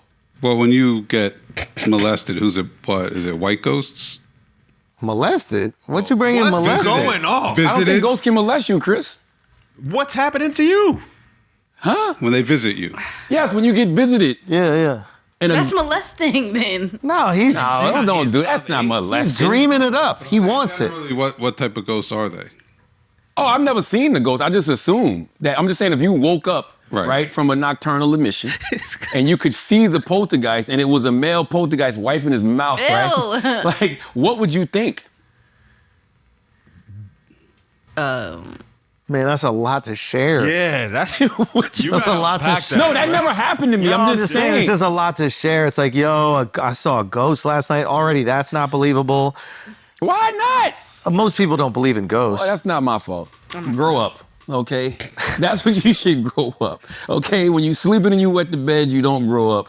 But if you want to grow up, then you need to believe in ghosts. I think if a male ghost visited me in the middle of the night, sucked me off, I think I would also say I peed the bed. Damn. I think I would say that too. I don't think there's anything wrong with paranormal porno activities. Yeah. Do your thing, man. Ain't nothing wrong with it. I'm just asking if it was a male ghost. It's 2026, man. No, I'm just saying if it was a male ghost, can you say that you had a homosexual experience? No, exactly. It's a ghost. They're dead. It's a ghost. They're dead. Now, are you gay in the afterlife? Like when the ghost goes back and tell everybody. The ghost is gay, but you're not gay. Ghost is gay. Yeah. That's crazy. The ghost is gay. That's crazy. It's not crazy. There were gay people back in the day. What is this article telling? What the fuck is going on? Why is Chris wiping his mouth? Yeah. Chris is a wild boy. Did you see that shit, man? Chris out here like, man, I can't wait to be a ghost. So I can live out my wildest dreams. So, Chris, let's say you become a ghost. Who you sucking first, man? What you gonna do now? What, do I have to suck somebody? Well, in this hypothetical, yeah. I don't. Or who you smashing first if you're a ghost? I don't want to show my hand right now. Yo, Druski, let that be your next sketch, yo. A gay Freddy Krueger. A gay Freddy Krueger that's like haunting like the most homophobic. Google what's the most homophobic zip code in America. His glove is just dildos. Dicks, 5 dildos. 5 dildos on his glove. Google what's the most homophobic zip code in America. Probably like Salt Lake City or something. You see what I'm saying? Imagine everybody homophobic afraid to sleep. Because Freddy Krueger got a claw with 5 dildos. Oh my and God. he's motherfucking fingering you in your sleep. Nah, that's terrifying, man. Jesus Christ. What else we got, Taylor? So supposedly this guy has a micro penis and now he's out talking about it. So I have the actual. Why did the headline say inside the cursed lives of 2 men with the world's smallest and largest penises? I guess it's both. So Which one does he got? He has a small one, so I'm about What's small? Hold on, I might just play the interview for you. Welcome back now then here with a microphone. This can't be real, bro. This can't be real. Come on. In the world, it's left Okay, I thought you were unable to be 0.38-inch penis, bro. I mean, do they show it? No, they don't. I don't want to see it a little bit. I want to see it, right? I want to see it a little bit. You want to see that little thumb screw. Is the thumb screw even as big as that? The thumb screw's smaller than that, right? Oh, my God. This is crazy. I feel sorry for this guy. Scroll down, man. You It's know got to why be I a feel prank. sorry for guys with small penises, man? Because there's nothing they can do about it, bro. Like, there's no amount of money. There's no surgery. Like, there's nothing you can do. Like, women I can... thought there was enlargement pills or something like that. Yeah, but it just makes it, like, fat, like a Pringles can. You know what I'm saying? Like, it's still like a little snack-sized Pringles can. Like, a woman can go get breasts. A woman can go get a BBL. A woman can go get lip injections. You can't do nothing with that. How big is 0.38? You got to cut it off, man. You might as well go trans, yo. You got to cut it off and scoop it out. Go trans, Turn yo. it Nah, inside. for real, go trans. Go Turn that trans. shit in. You could have the Go smallest trans. penis or the tightest pussy, bro. Yeah, Choose. man. Yeah. You already got the clit. That's build it. around it. That's true. Leave that Build shit. around- Leave the clit. Leave it and build around it. Yeah. This is crazy. I feel Wait. sorry for this guy, man. This guy made me feel Something. depressed, man. Hold on. Taylor, why are you still playing Because this? he said- Get those kind of interviews, man. Taylor, book them kind of interviews for me every now and then. Can I not talk to the man with the world's smallest penis on the Breakfast Club? We coming to Netflix January 26th. This the kind of some entertainment bangers, bro. people want, bro. Can I not talk to the man with the world's smallest penis not one time? Jesus Christ. God bless him, yo. Well, Chris, say what you said. What did I say? You said you were asking, like, do you tell the girl or you just... Well, that'd be my question. Do you lead with that information if you meet somebody? I Yeah, said, because it's no, like you being don't. trans. You don't. What do you mean, no, you don't? Because you know how many girls are with guys that aren't big? 0.38 Not inches. 0.38, Taylor. Yeah. Oh, you know how much? That's less than an inch. That's like a half of an inch. That's your nail. Pretty much. I don't even know if you could hang a jacket. Yeah. It's like you was in the factory and like the workers just stopped. They was like, I'm tired. They just sent him down there. You know what I'm saying? Gave him everything else except for a cock. And So he got he that can't beard. ejaculate then, or it just goes all over him. Really? I mean, you might Yeah, have trouble probably. peeing, honestly. Yeah. How do you? No, he Think he sits can let a down. load No, off? he just sits down. He don't gotta stand up. He gotta sit when he pee. Yeah. God, I don't know if you can sit in pee because it will come right through the space. Gotta go trans, Wait. homie. Y'all's. Gotta go It's trans, gonna homie. sit on the balls. It's gonna sit on the balls. You're right. I'm not the biggest, but I don't gotta touch it all the time. I'll say that. What does that mean? Like sometimes I pee like this just to do it. Oh yeah, Yeah, you know what I'm saying? Put your hands behind your back and just let that thing hang and piss. Perfect aim, baby. That's how you look at bed at night, huh? What else we got, Taylor? What else we got? Oh, Autistic Barbie. They got the Autistic Barbie, yo. Oh, that was crazy. You not gonna get that for your kids? I mean, aren't all Barbies autistic? Like, what's more artistic about this? Yeah, Why is it a black Barbie, why doesn't though? that dude with that little penis identify as a Barbie? You know what I'm saying? You know what I mean? Or identify, Nah, and all you can identify as a kid. They don't have shit down That's there, bro. fantastic. You know, like identify as a fucking Mattel doll. That's what he should do, man. He's a real life Mattel. He's a doll. real life fucking Mattel doll. First of all, I don't understand why this Barbie is autistic. Like, I don't get it. Like, What makes it autistic? The Yeah. headphones and a flower? I remember when they did the Down syndrome Barbie. I thought that was racist. But that's racist. Or whatever it is. But there's nothing about this that screams autism. Yeah, like what is it? What does it say? Let me read it. I think that's that spinner thing. What spinner thing? That's a fucking fidget spinner. A fidget? You can't have a fidget? Can't fidget? I fidget. That's not I play with my mustache. Does that mean I'm So autistic? everybody's autistic then. No, Says but a Mattel lot, released they a need, Barbie with something to be autism. doing. We all need something to Is be that doing. like- I'm wait. literally flipping my phone as I said that. You a little on the spectrum? I might be. I don't like the But why stereotypes is of it autism. bad? I might be. Yeah, I don't like it Yeah, either. these some wax there. As for the look of the new doll, Mattel says the eyes of the new Barbie shift slightly to the side to represent how some people with autism sometimes avoid direct eye contact. The doll also was given articulated elbows and wrists to acknowledge what? Oh yeah. Stimming? Sometimes they do like the over extensions. Stimming, hand flapping, and other gestures that some autistic people use to process sensory information or to express excitement. Yeah, Mattel running out of shit to do. Just get him a train set, man. I don't think a doll is what the autistic kid wants. Shit, get him a calculator. Yeah. Autistic kids smart as shit. There you go. Autistic kids be figuring out so many problems. That might be redundant. They teach them how to code.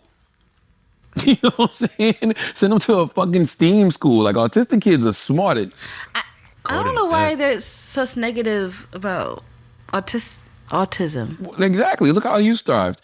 Taylor, let's go to something else. What else we Look, got, that's Taylor? that's not even shade to me. I might be a little autistic. That's fine. I Because might I'm be creative too. as It's fuck, a so it don't spectrum. fucking matter. Exactly. It's beautiful. There's nothing wrong with it, and it's beautiful. What else we got, man? Oh, go to the man punch me in the face. Yeah. That was great. Eric Adams was on a flight. And Eric Adams was coming off a flight. This gotta suck, yo. Before we play this clip, they're really, you know how people leave prison and then they just put them out into the world?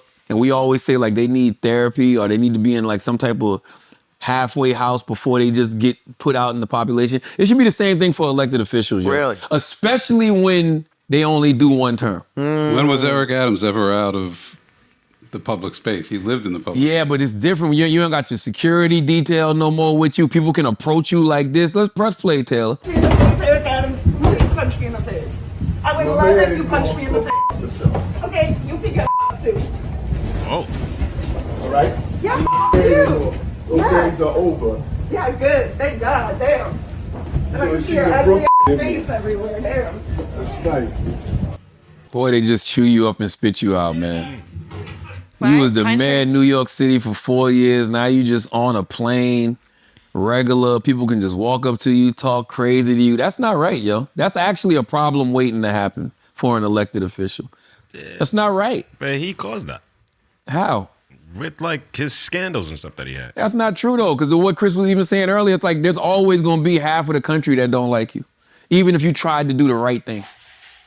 And I'm not saying that's at Mayor Adams. I'm just saying like think of any elected official. Think of what Kamala Harris probably got to deal with. You know what I'm saying? But don't they still... They took the Secret Service from her, so she's just out here. I mean, she got a security detail, but just imagine what she has to deal with. They took the Secret Service from her? Yeah, Trump took her Secret Service. That's fucked up. I didn't know that. That's fucked Yes, up. you did. That's fucked He took it right before her last book tour. She was the vice president. Why would she still for a have it? problem? But she's the vice president of the United States of America, dude. Like, you don't put someone in that position with that type of power and then immediately remove their protection as In they this walk climate? through, especially. You always have it for the rest of their lives? No, they changed it. I don't know how long it is. I know for presidents it's definitely longer, but I think if I'm not mistaken, Joe Biden extended hers because of the political climate. Am I tripping? All I know is Trump got rid of it right before her book tour. You know what I'm saying? So, but I'm just imagine what she has to deal with. Mm-hmm. Just walking through an airport. Like, I don't like it. Regardless of how I feel about an elected official, I don't like it. Because this is just a problem waiting to happen. Mm-hmm. You know? I'm surprised he don't have a buffer, though. I at least have one security guard. Why he just walking around like I'm a curious, club promoter? I'm curious what she's upset at him about. Yeah, why is she saying Like, what punch me in the specific policy, or is it the corruption that she's upset about? I don't know. It's a good question. That's a good question. Yeah. What else we got? You want to pay some bills and then do some asking idiots? Bills, let's do it. I want to talk to the people. Let's pay some bills and do some asking idiots, man. All right, guys, we're going to take a break for a second. This podcast is brought to you by Squarespace. Squarespace is the all-in-one website platform designed to help you stand out and succeed online. Whether you're starting out or scaling your business, Squarespace gives you everything you need to claim your domain, showcase your offerings with a professional website, grow your brand, and get paid all in one place. Make smarter business decisions with Squarespace's intuitive built-in analytics tools. Review website traffic, learn where to focus engagement, and track revenue from bookings, invoices, and product sales, all from one place. Looking to grow your business? Now you can get fast, easy financing through Squarespace Capital. This application process takes just a few minutes, and approval happens in a matter of days. If you're approved, funds will be deposited in your bank account in 3 to 4 business days so you can grow quickly. Avoid the hassle of the traditional loan process and easily access financing through Squarespace Capital. Loans are issued by Celtic Bank and serviced by Stripe. All loans are subject to credit approval. So head to squarespace.com for a free trial, and when you're ready to launch, use the offer code IDIOTS to save 10% off your first purchase of a website or domain. Hey, yo, salute to Tempo. Thank you, Tempo, for sponsoring the Billion Idiots. I'm trying to start the year strong, but long days make healthy choices harder. Tempo gives me nutrient-packed meals that are already cooked and ready in minutes, perfect for when I need real fuel fast. All right, Tempo delivers fresh, chef-crafted, dietitian-approved meals right to your door. Each meal is perfectly portioned for lunch or dinner and ready in just 2 minutes. That means real food, real fast, without the sad desk lunch or drive-through regret. With 20 new recipes every week made from nutrient-rich ingredients, Tempo keeps things exciting and helps you stay consistent with healthy habits. Even busy athletes like Maria Sharapova swear by Tempo for balanced meals that help them stay on top of their wellness goals. And no matter your goals, there's a Tempo meal for you. Protein-packed meals with up to 30 grams of protein, calorie-conscious, even GLP-1 balanced meals is convenient but also flexible enough to fit the way you want to eat. For a limited time, Tempo is offering our listeners 60% off your first box. Go to tempomeals.com/idiots. That's tempomeals.com/idiots for 60% off your first box. Tempomeals.com/idiots. Rules and restrictions may apply. Let's get back to this show. Let's do some Ask an Idiots Taylor Gang. And yes, I will be in Vegas to go watch Mary J. Blige's residency. Are you fucking kidding me? I miss Young Jeezy in Vegas, but I will not miss Mary J. Blige. Shout out Mero. Salute to Mero, Shout out man. Mero, man. New morning host on Hot 97. Salute to my guy Mero, man. I hit Mero. But I talk to Mero every now and then. That's my guy. You know, we all started. Well, we were already at MTV too. And they started, I think, working on your. Desus and Mero started working on. Desus and Mero got bought in during our whole MTV2 tenure, and it's one of those things. And they used to do this to all the OG talent. They would ask us about new and upcoming talent. Yeah, yeah. You know, like, oh yeah, I didn't know who they were, but I was like, oh yeah, I fuck with them once I, saw their content and stuff like that. So they bought them in. MTV2 didn't really have anything for them to do. Like MTV2 had some fire ass talent. Yeah. Like, and I'm talking about after the guy code, girl code, that era, the code era. The code era is what set off all of that new original programming. Yeah. But they were bringing in new talent and didn't really know what to do with them because, you know, we were still cooking. Yeah. And so when I started Uncommon Sense, yeah, Jesus and Mero had a segment on my show called Classic or Trash every week. That's right. So I think that's the first time they were ever on TV, if I'm not mistaken. Yeah. So yeah, at that time it was Jesus, Mero, and Zuri Hall. And MTV did not know what to do with them. MTV2 did not know what to do. And so Zuri was my co-host for Uncommon Sense, and Jesus and Mero was on every episode. And Zuri did like the pilot and did one episode, then she left and went to Entertainment Tonight. ET, yeah. And then, yeah, Jesus Or and Mero. E, or is it E? Something like that, yeah. To Zuri Hall, to the good sister Zuri Hall. Then, Jesus and Mero started at Vice, then they went to Showtime, and then, you know, things didn't work out between them. And, you know, Mero been cooking shit. Mero was at 7 p.m. in Brooklyn. With Mello and Kaz, and I think Kaz, Monica shout out McNutt is on there Kaz. sometime. And now he's got mornings on Hot 97. Bravo. I think it's great. I think it's cool. I always felt like they should have been on radio, like especially when they were the Bodega Boys. Can you imagine the Bodega Boys, Jesus and Mero, on the radio? Yeah. You know what I'm saying? Yeah. I would have gave them afternoons though, but I would have gave them afternoons. Jesus Like and driving home or? Mero. Driving home. Yeah. Yeah, too. If like Jesus and Mero would have been on the afternoon, Bodega Boys in New York City, like That'd be fire. Oh, come on. But Mero should do well, man. Salute to my guy Mero. Mike Mason 3 says, this is a good one. Go to that one. Andre the Outlaw says, welcome back. Schulz, how did you come up with the name Lincoln? Lincoln is my brother's middle name, and it's actually my wife's grandma's middle name as well. And Really? Yeah, my dad named my brother after Abraham Lincoln, obviously, and we like that. And then Lawrence is obviously my dad's name. That's his middle name. So it's Lincoln Lawrence Schulz. LL Schulz. Yeah. Ladies love Schulz. LL Schulz. Go to that first one. I like this first one too right here. This is a good one. No, that one. What's the other one? No, go scroll up. What's better? Undead Assad says, what's better? A witty response or a quick response? A quick witty response. Those are the best. Those are the greatest. A quick witty response. Oof. That's why I love funny people, man. It's just like, how the fuck you come up with that shit so quick, man? It feels real. It's in the moment. You know, it's not performative. It's not performative, man. Yeah. Classic Grant says, could either of you eat a human if it came down to it? I got news for you, Classic Grant. What you think Beyond Beef is? What you think Impossible Meat is? I don't eat any of that. I'm not doing it because I want to. I'm doing it out of survival. Bro, we definitely done ate some human, bro. Nah, stop it. Bro, we definitely done ate some human, bro. Sick. You know how you know? I saw a clip like that. I don't know. They said it somewhere. Nah, we definitely done ate some human. Come on, man. All of these bodies, bro. People dying. Like, come on, bro. We definitely done ate some human, bro. There was a game show. At some of these restaurants, I think Beyond Meat. What the fuck is Beyond Meat? Impossible Meat? They say it's plant-based because it's just fucking dead vegans. Shut up.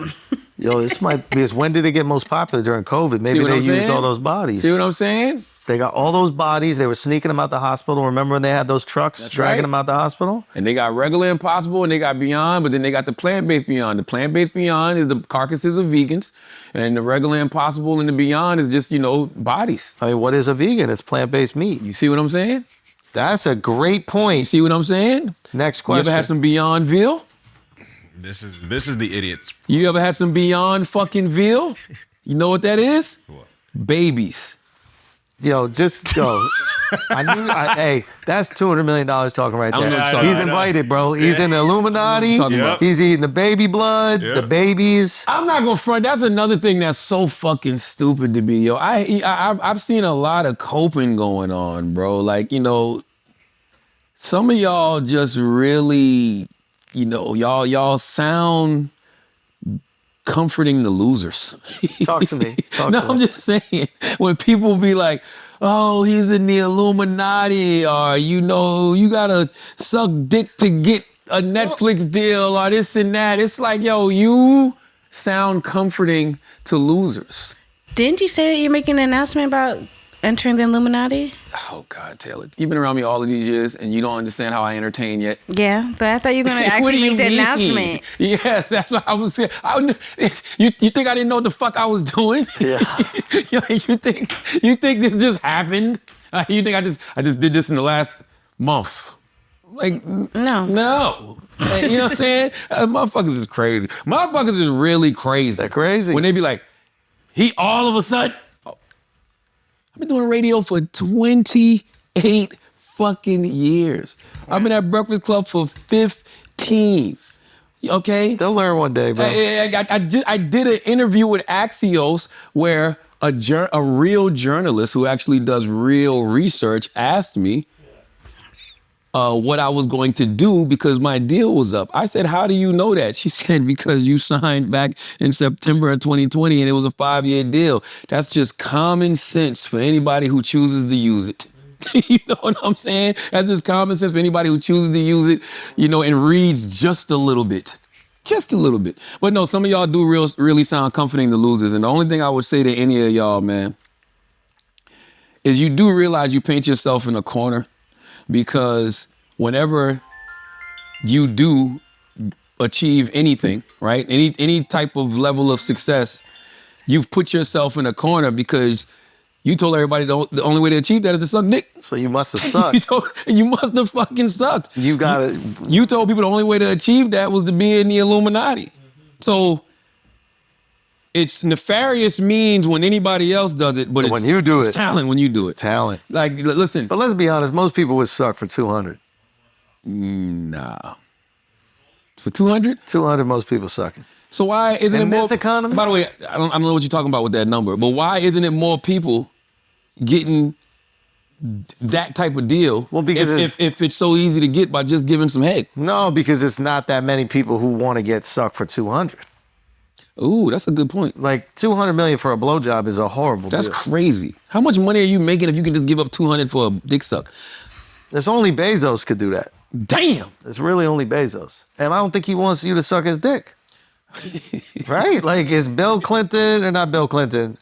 Maybe, yeah, Bill don't got it. It's Bezos, it's, who's the other guy? Bill Gates? It is funny Elon. though. But it is funny though, because I watch a lot of people who, used to get deals like that, right? Used to get deals in corporate America. And it's just like, so it was cool when you was doing it, but then when everybody else after you was doing it, they did it by some nefarious means. People believe what makes them feel good, man. I see a lot. Isn't that what Druski's sketch is about? Yes, it is. Yes, it is. I like it though. I like those of you who sound comforting to losers. And if you hear certain things from certain people and certain people say, that you can only achieve certain things through nefarious means or gay means, if you need that kind of comfort because you're a loser and you don't believe in God and you don't believe you have a talent and you don't believe in hard work, I don't know what to tell you, brother. Or sister. I don't know what to tell you. Amen. Go eat a Beyond Burger that's made of dick meat. What else we got, Taylor? Let's do a couple more. Are you looking forward to J. Cole's new album? Iowa_Don. I don't know. Looking forward? I'm gonna listen to it. I'm gonna definitely check it out. I don't know if I'm looking forward to it. Are you looking forward to it, Alex? Not really, but I'm not really looking forward to any music right now. Isn't that interesting? Depressed? No, just What's going on, man? Oh, no. Why you say depressed? Music doesn't feel like it's driving culture. yeah. Like I love music. I love what No, hip-hop music is I always hear great. what you're saying now, Alex. It just doesn't feel like we had Drake and Kendrick that like encapsulated what felt like a year. And then now, ever since then, it just hasn't really felt like another story has been I prevalent haven't heard enough. anything that's just like, You ain't listening, bro. There's some great I was saying, ass, there's great dope music ass out there. rappers, yo. Sure there is. Salute to my guy Ruben Vincent from Charlotte, North Carolina. Phenomenal. He got a dope project out with Ninth Wonder. Salute to Kai Cash from New York City. He signed to DJ Drama. And what's the name of Drama's joint? What's the name of Generation Now? You know what I'm saying? Salute to Nico Brim. Salute to Marco motherfucking Plus from Atlanta, Georgia. Marco is so goddamn phenomenal. Oh my God. Salute to Chris Patrick from New Jersey. Salute to Fergie, baby. There's some dope ass. Salute to Win. You seen the white girl Win that be running around with Rob Markman? Oh my God, her and Kai got a joint right now that's dope. Them young kids, it's some really dope ass young rappers out there. I was thinking about this over the holidays. I'm like, yo, if I was Drake, if I was Kendrick, if I was Cole, they all got labels. Why aren't they Scooping them up? scooping up that whole new wave? Like them people I just named are some phenomenal ass artists.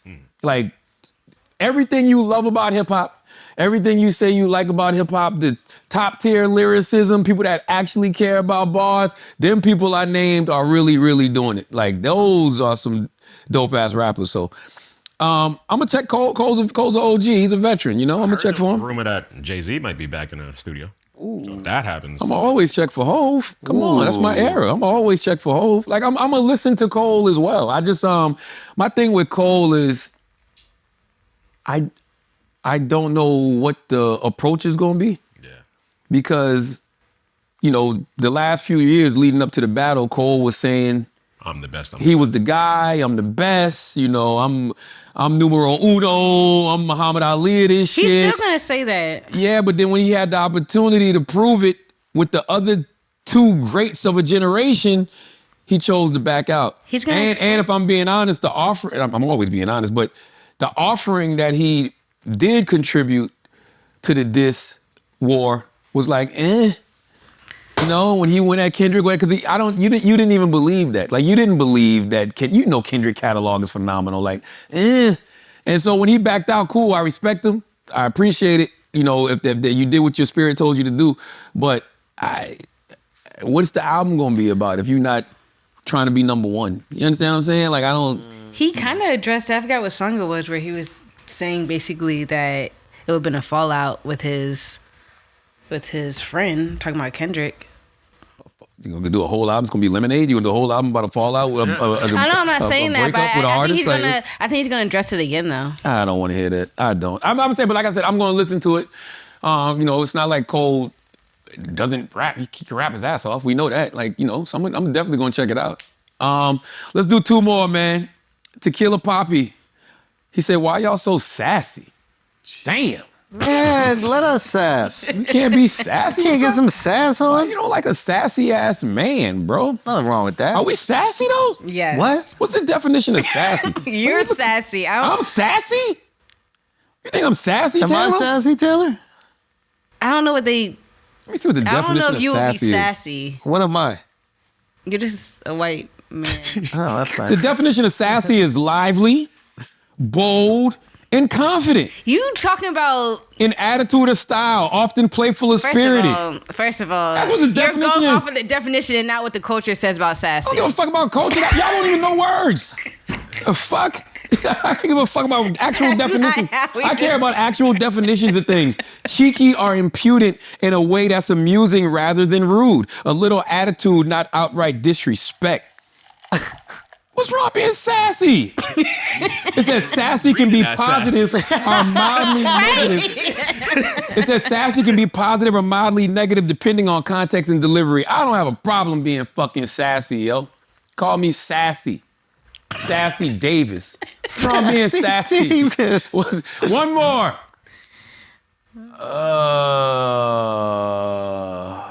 Ooh, this is a good one. 2006. What can Brilliant Idiots fans expect from y'all?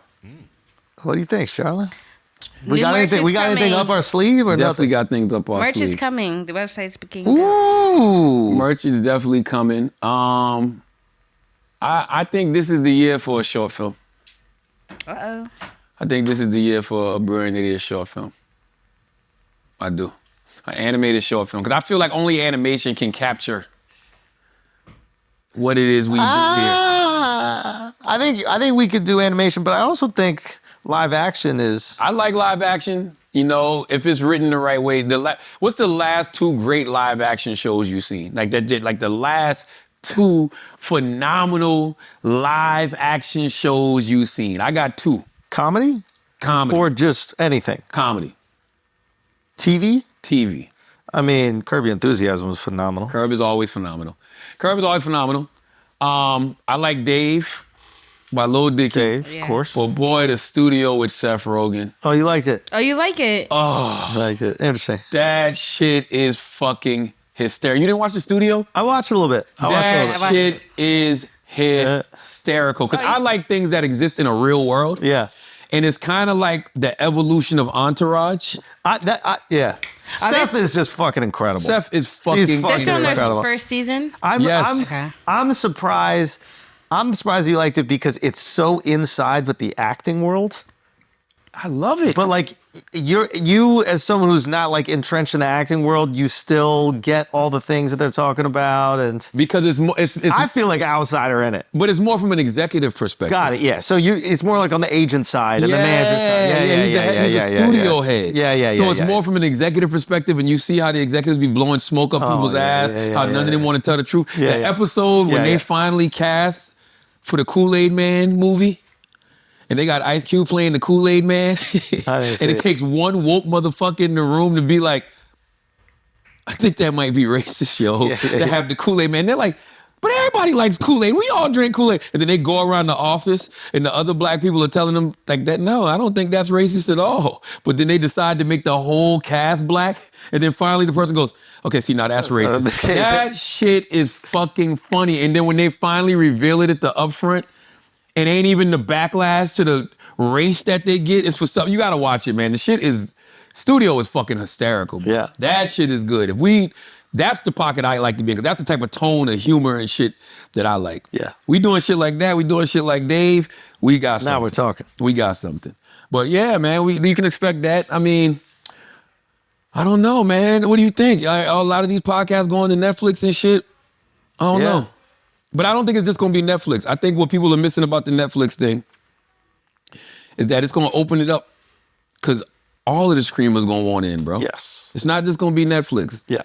Amazon's going to make a play. Network streaming services like Peacock might make a play. I don't know if Disney Plus will ever get into it because it's Disney and, the content that, maybe Hulu.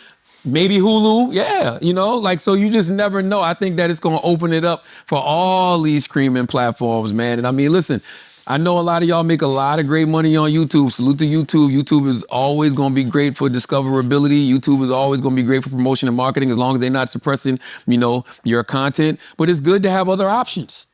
Options get you more money. Yes. You want people to be able to compete for you. Yes. Competition is good. Yes. So we love that. So yeah, I mean that's what I'm looking forward to. I'm looking forward to Brilliant It Is just continuing to grow in 2026, but I'm looking forward to watching how the podcast industry continues to grow in 2026 because there's not just one way. There used to be a pipeline, right? It used to be start your podcast, use social media to promote it, put it on YouTube, and that's where it stopped. And then, things like Patreon came around. Yep. So now people were able to have subscriptions. It's just good that people are looking at podcast creators in that way as being full-fledged shows that they want to partner with. So it's not just going to be Netflix. It's going to be a lot of different platforms that come.